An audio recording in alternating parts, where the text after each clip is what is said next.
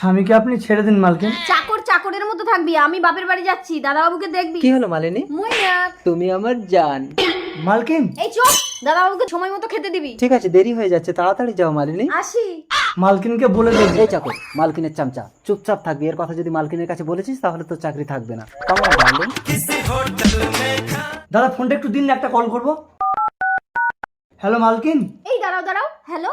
দাদাবাবু এক্ষুনি ওই মেয়েটাকে নিয়ে রেস্টুরেন্টে ঢুকেছে। ঠিক আছে আমি আসছি, যদি তোর কথা মিথ্যে হয় তাহলে কিন্তু তোর চাকরি আর থাকবে না রঘু। ঠিক আছে মালকিন, আপনি তাড়াতাড়ি আসুন। মালকিন তাড়াতাড়ি চলুন, দেখবেন। কই কোথায়? কি ব্যাপার মালিনী, ঘুরে আসলে কেন? মালিকের নামে মিথ্যে কথা?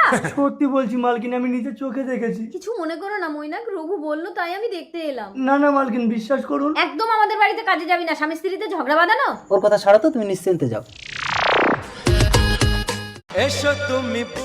এই তো। এই চাকর, তোর চাকরি আর নেই, চলো ডার্লিং। মালিনী